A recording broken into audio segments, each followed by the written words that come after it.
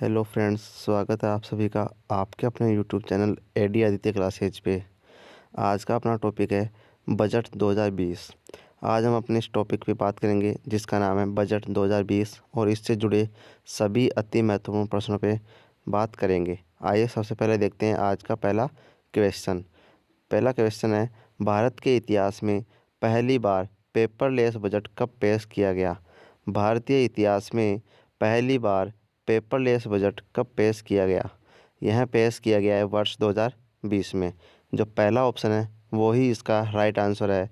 वर्ष 2021 में भारतीय इतिहास का पहली बार पेपरलेस बजट पेश किया गया है। ठीक है, तो अब तक जितने भी बजट पेश किए गए हैं उनमें से पहली बार पेपरलेस बजट का मतलब होता है बिना कागज़ वाला।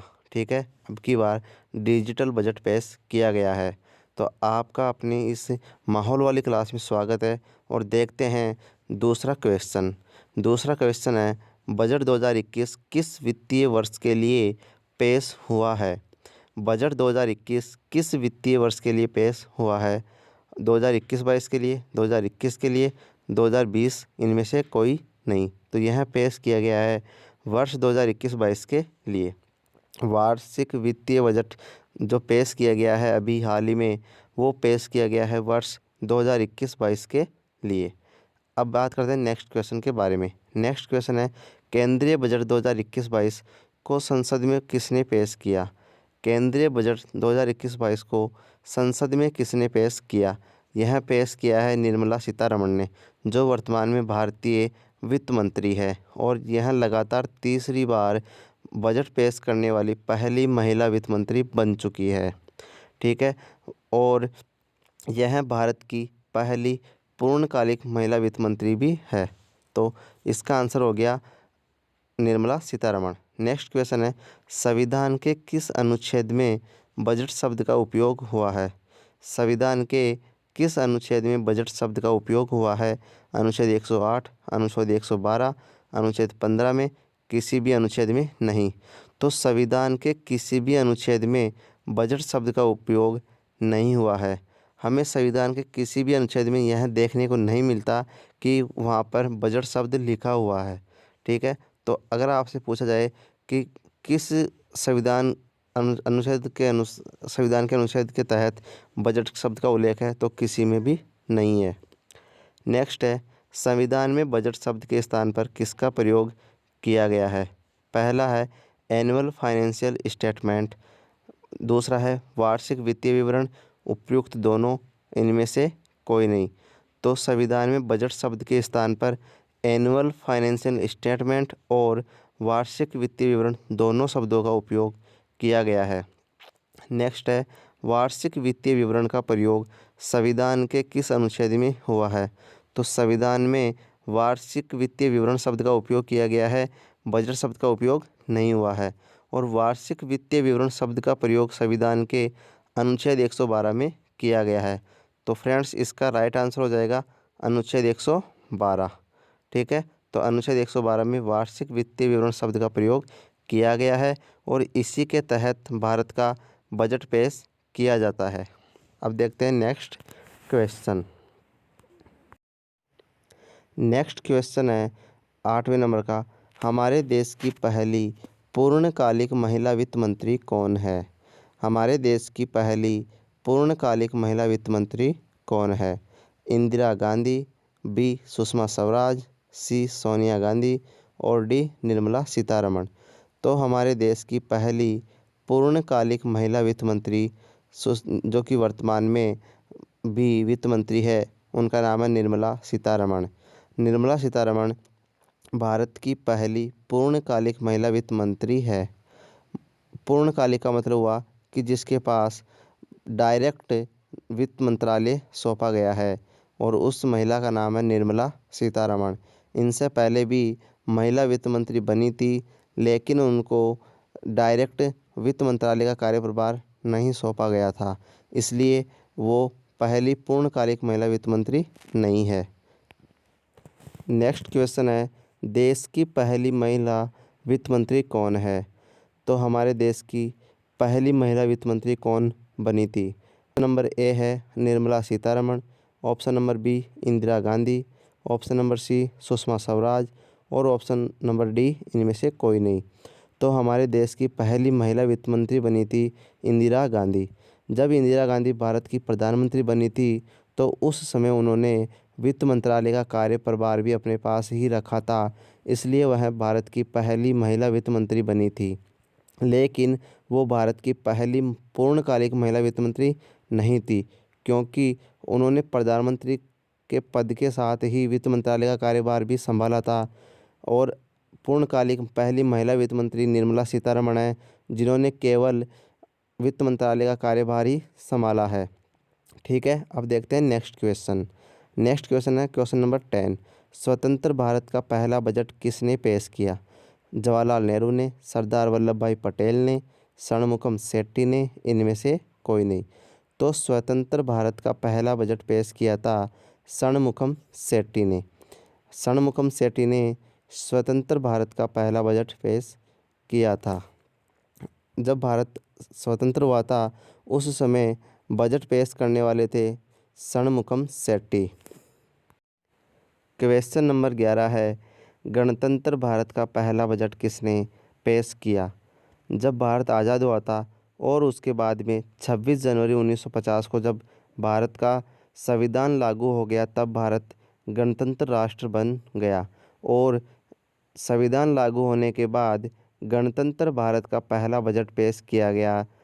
वो पेश करने वाले कौन थे? ऑप्शन नंबर ए है John Mathai, option number B Indira Gandhi, option number C Jawaharlal Nehru और ऑप्शन नंबर डी इनमें से कोई नहीं। तो गणतंत्र भारत का बजट पेश करने वाले पहले व्यक्ति थे जॉन मथाई। जॉन मथाई ने ही संविधान लागू होने के बाद भारत का पहला बजट पेश किया था, इसलिए वो गणतंत्र भारत के पहले वित्त मंत्री भी बने। और इंदिरा गांधी भारत की पहली महिला वित्त मंत्री थी और जवाहरलाल नेहरू भारत के पहले राष्ट्रपति थे जिन्होंने बजट भी पेश किया, यानी कि वो प्रधानमंत्री के साथ साथ वित्त मंत्रालय का कार्यभार भी संभालते थे। चलिए फ्रेंड्स, अब पहले बजट के इम्पोर्टेंट जो पॉइंट है उनको देखते हैं। जो बजट 2021-22 के लिए पेश किया गया है, उस बजट के कुछ अहम पहलू है जिन्हें हम अब देखते हैं। और पहला पॉइंट है राजकोषीय घाटा। 2020-21 में राजकोषीय घाटा 9.5% रहा है और 2021-22 में राजकोषीय घाटा 6.8% रहने का अनुमान लगाया गया है। तो ये दोनों वैल्यू इम्पोर्टेंट है और बार बार यहाँ से क्वेश्चन भी पूछा जाता रहा है कि राजकोषीय घाटा कितना है चालू वित्त वर्ष में और नेक्स्ट ईयर में कितना रहने का अनुमान है। तो 2020-21 में 9.5% रहा और 2021-22 में 6.8% रहने का अनुमान है। एक फैक्ट है, भारत में राजकोषीय घाटे की सहनीय सीमा 3% रखी गई है। भारत का जो राजकोषीय घाटा है उसकी जो सहनीय की सीमा है वो 3% है, लेकिन वर्तमान में भारत का राजकोषीय घाटा इसका 3 गुना से भी ज़्यादा हो चुका है और यह रहा है 9.5%। तो यह कुछ ज़्यादा है इसकी सीमा, यह कम रहनी चाहिए और इसको कम करने के लिए कुछ प्रयास भी किए जा रहे हैं। नेक्स्ट पॉइंट है फ्रेंड्स राजस्व घाटा। राजस्व घाटा 2020-21 में 7.5% रहा है और 2021-22 में 5.1% रहने का अनुमान है। तो यह वैल्यू भी ध्यान में रखनी है कि राजस्व घाटा चालू वित्त वर्ष में 7.5% रहा है और नेक्स्ट ईयर में 5.1% रहने का अनुमान है। फैक्ट है, बजट घाटे का घटता क्रम। क्वेश्चन पूछा जा सकता है कि बजट के अनुसार घाटे का घटता क्रम क्या है। तो पहले नंबर पे आएगा राजकोषीय घाटा, सर्वाधिक रहा है। उसके बाद में राजस्व घाटा, उससे कम रहा है प्रभावी राजस्व घाटा और सबसे कम रहा है प्राथमिक घाटा। अब बात करते हैं एफआरबीएम अधिनियम के बारे में। एफआरबीएम अधिनियम 2003 में आया था और अब इसमें संशोधन करने की बात कही गई है। इसकी धारा 4, 5 तथा 7, 3 के तहत लक्ष्य से विचलन की अनुमति दी गई है। एफआरबीएम अधिनियम 2003 में आया था और इसमें कुछ संशोधन करने की बात कही गई है और इसकी दो धारा है, एक तो है 4(5) और एक है 7(3). इन दोनों में कहा गया है कि अगर जो राजस्व घाटा है वो अगर उसमें ज़्यादा ही कमी आती है, वो अपनी सहनीय सीमा को पार कर जाता है, तो उसमें फिर चेंजेज किए जा सकते हैं। नेक्स्ट है विनिवेश लक्ष्य। विनिवेश लक्ष्य रखा गया है 1.75 लाख करोड़ रुपए का। चालू वित्त वर्ष में 1.75 लाख करोड़ रुपए का विनिवेश किया जाएगा और इसके लिए दो कंपनियों का नाम लिया गया है। एक है BPCL तथा नेक्स्ट है भारत अर्थ मूवर्स लिमिटेड। इन दोनों कंपनियों से विनिवेश के लिए पैसा जुटाया जाएगा। नेक्स्ट है सरकार की आय कैसी रहेगी। तो सरकार की सबसे बड़ी आय का जो स्रोत है वो है कर्ज और अन्य देनदारियाँ। सरकार को सबसे ज़्यादा पैसा कहाँ से मिलेगा, वो मिलेगा कर्ज और अन्य जो देनदारियाँ है उनसे, और यह पैसा मिलेगा लगभग 36%। ठीक है। नेक्स्ट है सरकार की आय का दूसरा सबसे बड़ा स्रोत है GST। GST से सरकार की आय होगी लगभग 15% और कॉरपोरेट टैक्स से होगी 13%। तो यहाँ से अगर सरकार की आय का जो क्रम पूछा जाए तो सबसे अधिक होगी कर्ज से, फिर उसके बाद में GST से और एक होगी कॉरपोरेट टैक्स से। ठीक है। इसी प्रकार सरकार के व्यय का जो भुगतान है वो कैसा रहेगा, इसका क्रम कैसा रहेगा। तो सबसे अधिक सरकार व्यय करेगी ब्याज के भुगतान पे। सरकार ने जो पैसा ले रखा है उसका जो भुगतान है उस ब्याज का, उसके ऊपर खर्च होगा 20%। कर एवं राजस्व में राज्यों का हिस्सा दूसरे नंबर पर रहेगा और तीसरा रहेगा केंद्रीय योजनाओं पर। ठीक है। तो पूछा जा सकता है कि सरकार की आय का क्रम क्या रहेगा या सबसे अधिक आय कहाँ से होगी, और सरकार का व्यय का क्रम क्या रहेगा, या फिर सरकार का सबसे अधिक व्यय किस मद पर होगा। तो सर्वाधिक खर्च होगा ब्याज भुगतान पे और इसकी वैल्यू रहेगी लगभग 20%। नेक्स्ट पॉइंट है फ्रेंड्स, टैक्स GDP का रेशियो क्या रहेगा। टैक्स और GDP का जो रेशियो है वो 9.9% है। वर्तमान में भारत का टैक्स और GDP का जो रेशियो है वो 9.9% है। रक्षा पर खर्च कितना किया जाएगा। रक्षा पर खर्च किया जाएगा 3,47,88 करोड़ रुपए। रक्षा पर खर्च किया जाएगा 3,47,88 करोड़ रुपए। सब्सिडी का क्रम क्या रहेगा। सबसे अधिक सब्सिडी दी जाएगी खाद्य पे, उसके बाद में उर्वरक पे और लास्ट में पेट्रोलियम पर दी जाएगी। तो सब्सिडी का क्रम पूछा जा सकता है। तो एक नंबर पे खाद्य, दूसरे पे उर्वरक और तीसरे पे पेट्रोलियम। GDP ग्रोथ रेट का आकार कैसा है। तो भारत की GDP ग्रोथ रेट का आकार वी शेप बताया गया है। वी शेप क्यों, क्योंकि कोविड-19 के आने के बाद में भारत की जो GDP है, ग्रोथ रेट है, उसमें अचानक से गिरावट हुई और यह -23.9% के न्यूनतम स्तर तक भी पहुंच गई थी, और अब आगे यह एक बार फिर से सुधार करेगी और वापस पहले की दर पर आ पाएगी। तो यह वी शेप के आकार की बन जाएगी। तो GDP ग्रोथ रेट रहेगी वी शेप की। मिशन पोषण योजना 2.0। मिशन पोषण योजना वर्ष 2018 में शुरू की गई थी और अब यह इसका जो दूसरा संस्करण है वह भारत के 112 जिलों में लागू किया जाएगा। तो मिशन पोषण योजना 2.0 आ रही है और यह भारत के 112 जिलों में लागू की जाएगी। जल जीवन मिशन शहरी प्रोग्राम लॉन्च होगा। जल जीवन मिशन का शहरी प्रोग्राम भी लॉन्च किया जाएगा, जिसका उद्देश्य है सभी 4,378 शहरी स्थानीय निकायों में 2.86 करोड़ घरेलू जल कनेक्शन उपलब्ध करवाना। यानी एक तरह से इसका जो जल जीवन मिशन है, इसका उद्देश्य है शहरी क्षेत्रों में 2.86 करोड़ घरेलू जल कनेक्शन उपलब्ध करवाना। नेक्स्ट है शहरी स्वच्छ वायु मिशन 2.0। 5 वर्ष के लिए 1,41,678 करोड़ रुपए दिए गए हैं 2021 से 2026 तक के लिए।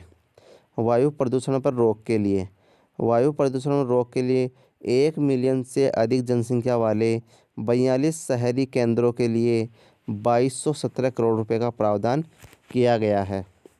तो वायु प्रदूषण रोकने के लिए 2217 करोड़ रुपए जारी किए गए हैं।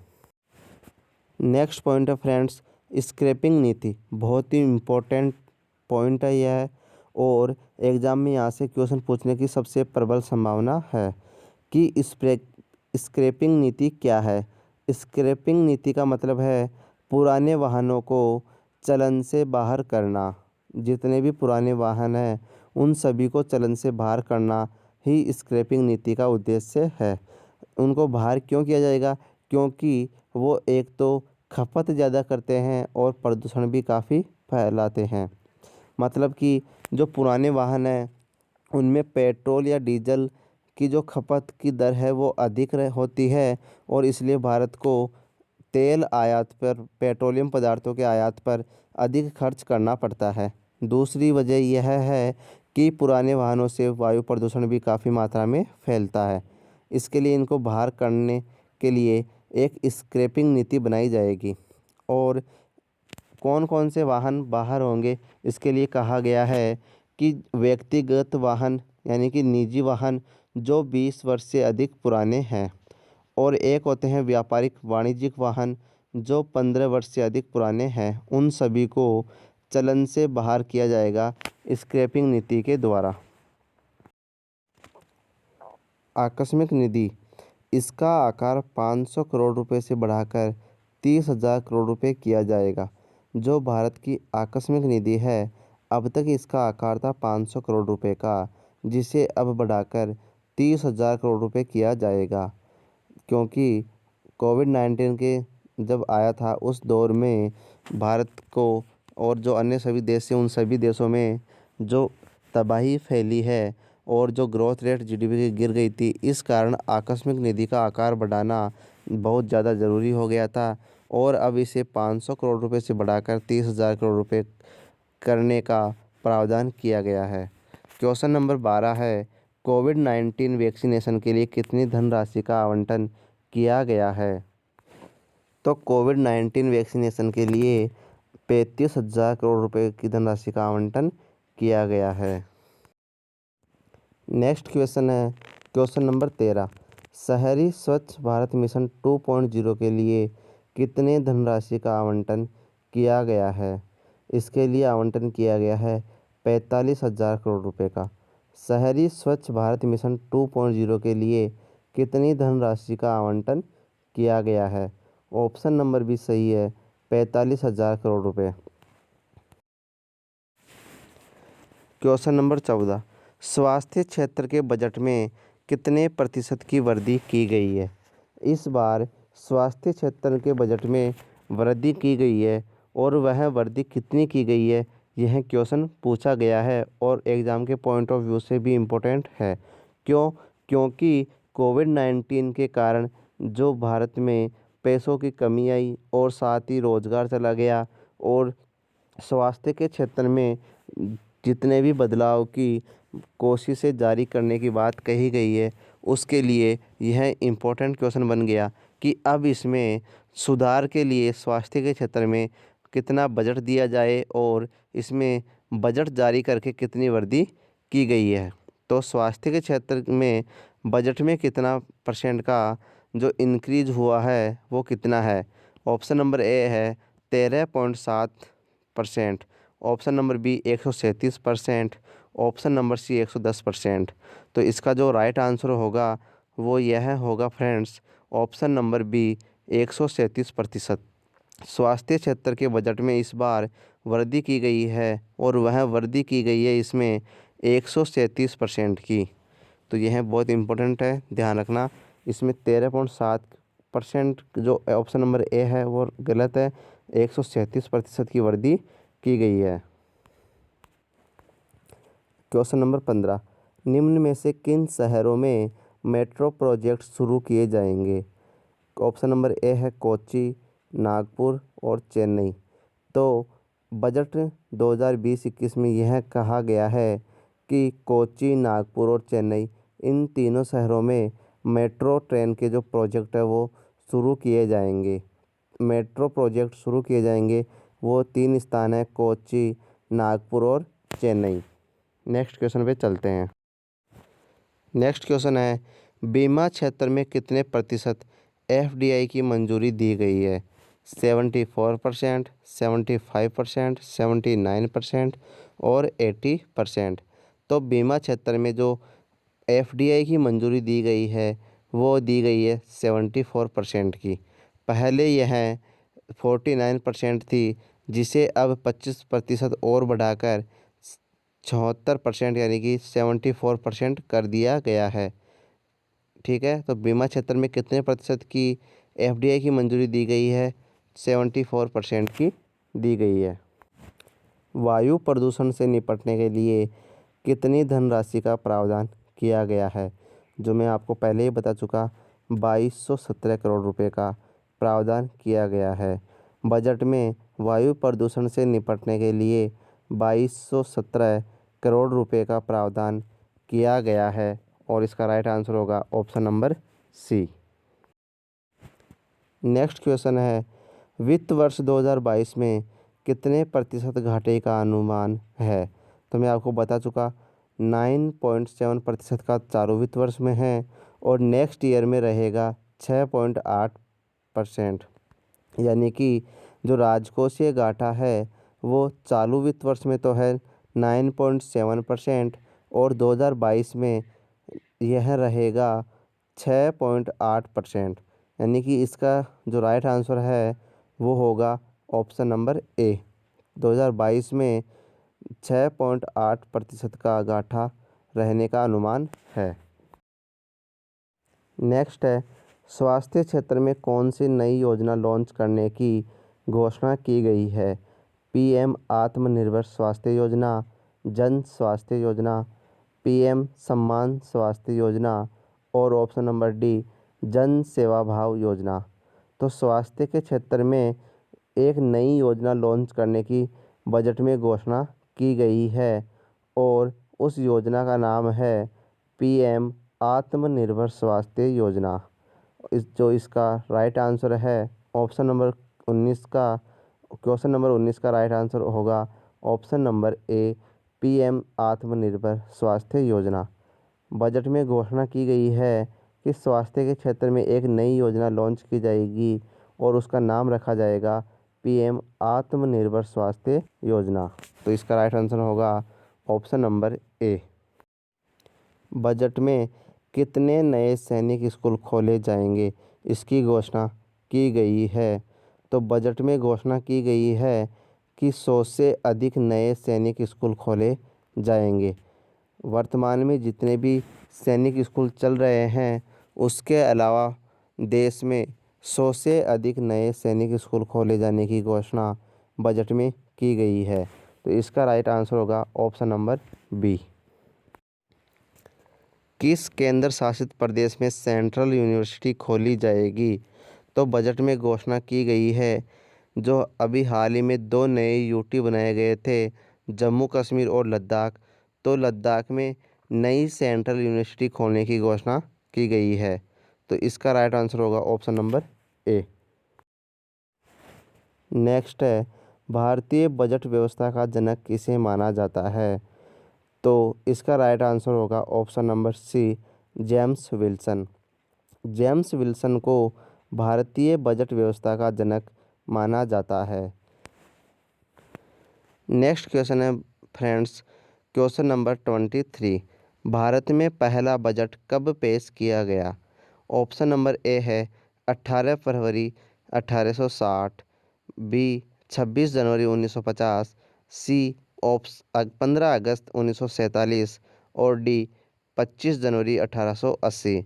तो इसका राइट आंसर होगा 18 फरवरी 1860 को भारत का पहला बजट पेश किया गया था। तो ऑप्शन नंबर ए इसका राइट आंसर होगा। नेक्स्ट क्वेश्चन है, किस वर्ष का बजट भाषण इतिहास में सबसे लंबा बजट भाषण है? 2003, 1998, 2020 और 1950। तो भारतीय इतिहास का सबसे लंबा बजट भाषण निर्मला सीतारमण ने दिया था और यह भाषण दिया गया था 2020 में। 2020 में निर्मला सीतारमण ने बजट पेश करते हुए लगभग 2 घंटे से अधिक का समय लेते हुए भाषण दिया था, बजट भाषण। और यह बजट भाषण भारतीय इतिहास का सबसे लंबा बजट भाषण बन गया।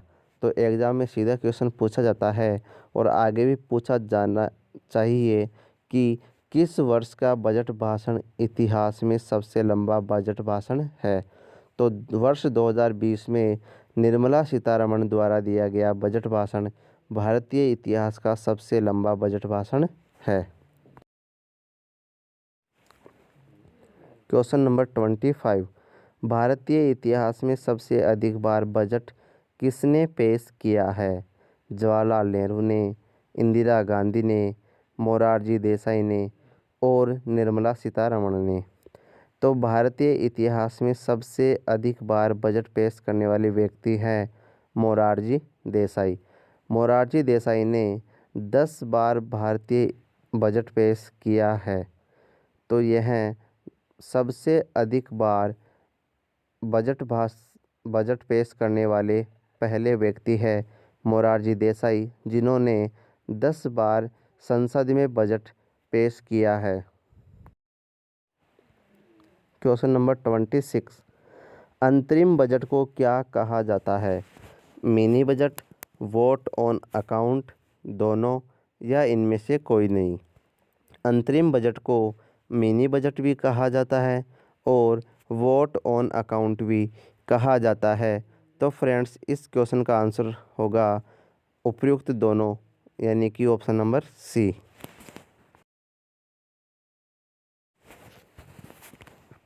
बजट 2020-2021 के 6 स्तंभ कौन कौन से हैं? तो अब देखते हैं जो आज का लास्ट पॉइंट है, बजट 2020-21 के 6 स्तंभ। पहला है स्वास्थ्य और कल्याण, नेक्स्ट है भौतिक और वित्तीय पूंजी, थर्ड नंबर का स्तंभ है आकांक्षी भारत के लिए समावेशी विकास, मानव पूंजी में नवजीवन का संचार करना, पांचवा है नव परिवर्तन अनुसंधान एवं विकास, न्यूनतम सरकार और अधिकतम शासन। तो बजट 2020-21 के 6 स्तंभ बताए गए हैं, स्वास्थ्य और कल्याण, भौतिक और वित्तीय पूंजी, आकांक्षी भारत के लिए समावेशी विकास, मानव पूंजी में नवजीवन का संचार करना, नव परिवर्तन अनुसंधान एवं विकास, न्यूनतम सरकार और अधिकतम शासन। ठीक है फ्रेंड्स, धन्यवाद। आज के लिए बस इतना ही। आप चैनल को लाइक, शेयर और सब्सक्राइब ज़रूर करें, अपने फ्रेंड्स को बताते रहे और ऐसे ही लेटेस्ट अपडेट और मज़ेदार वीडियो और आपके एग्ज़ाम के पॉइंट ऑफ व्यू से इम्पोर्टेंट वीडियोज देखने के लिए चैनल पर बने रहे और इसको लाइक, शेयर और सब्सक्राइब करते रहे। Thank you friends.